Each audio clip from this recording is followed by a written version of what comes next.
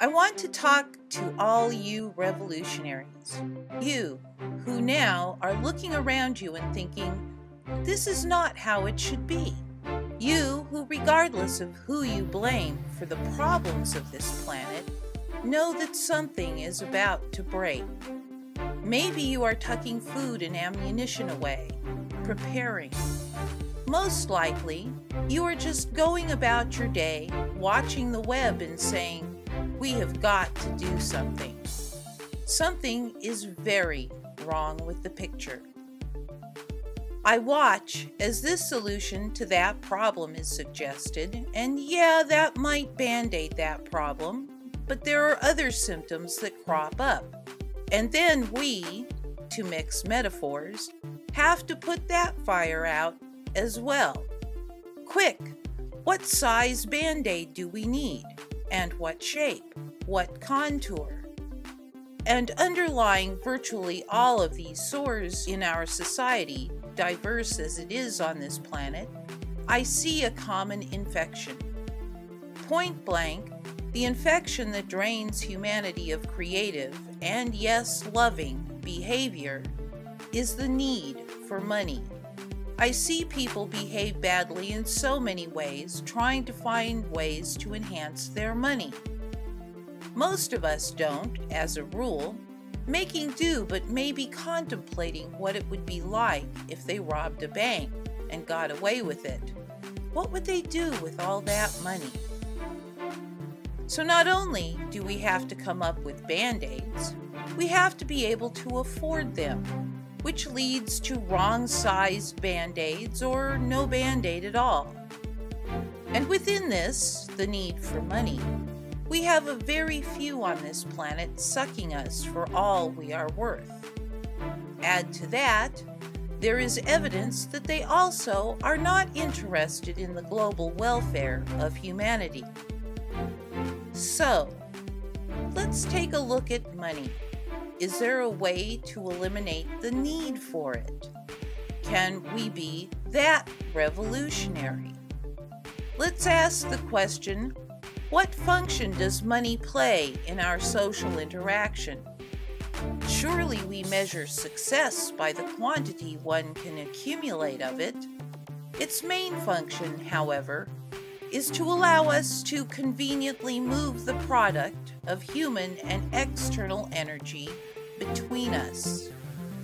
Human energy is used in services, in labor, and in what I call documenting, dealing with the red tape, creating receipts, keeping books, accounting for this currency.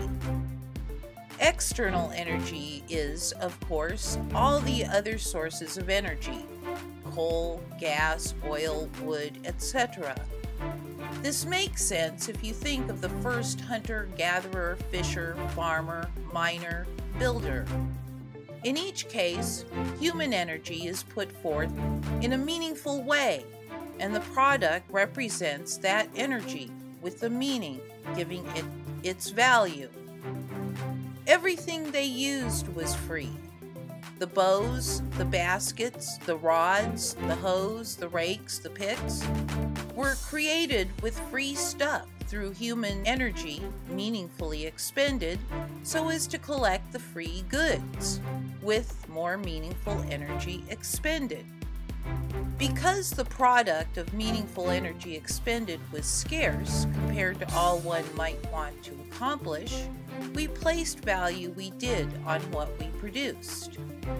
Out of this grew the exchange of the products, whether services or tangible.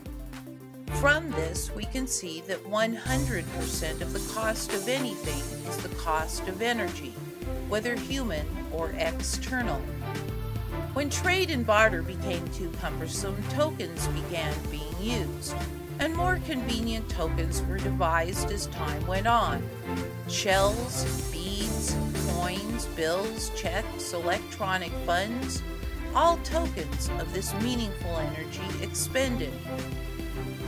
Throughout the history we have on this planet, there has been the presumption that energy is scarce. This has affected the way in which our society has grown. For instance, When humans began to be used as the energy source along the assembly line, the work ethic sprouted up to keep us believing that a handful of tokens was our just due for doing our duty to the system, keeping it going. In fact, we have become slaves of this system.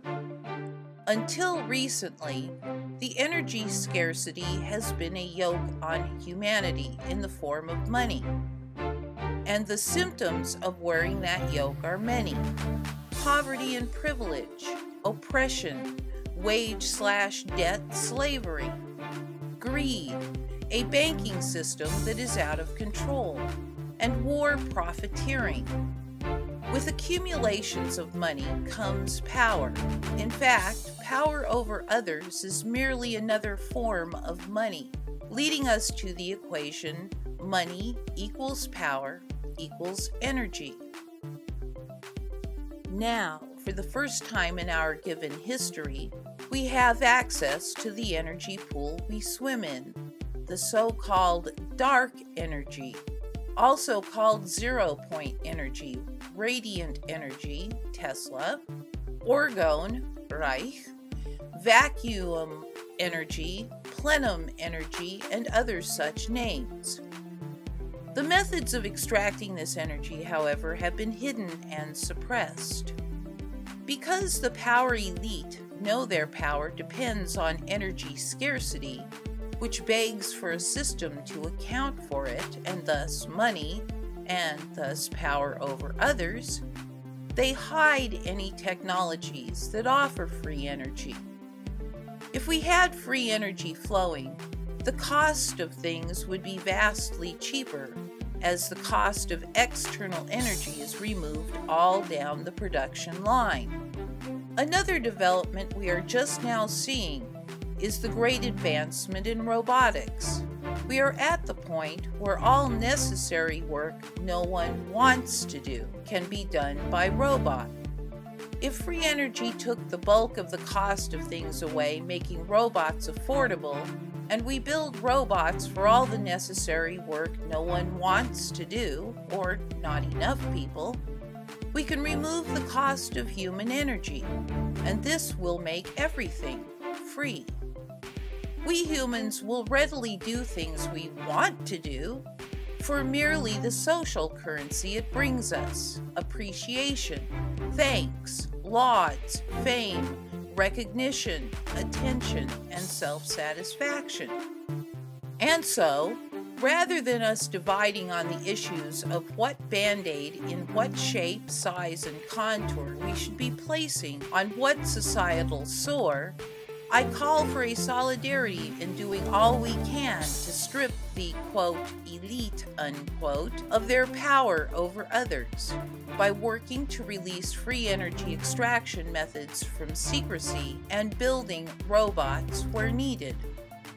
Let's break out of the old scarcity paradigm, be truly revolutionary, and institute simple societal seeds for a healthy society to emerge from.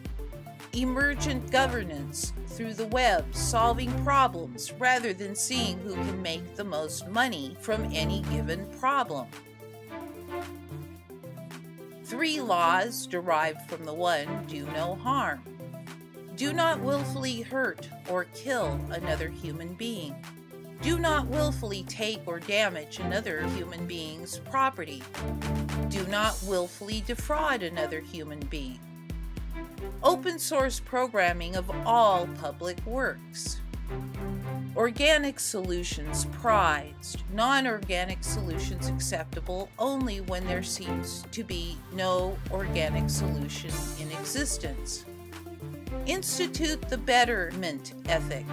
Always work towards that which benefits both self and others, in place of the slave's work ethic.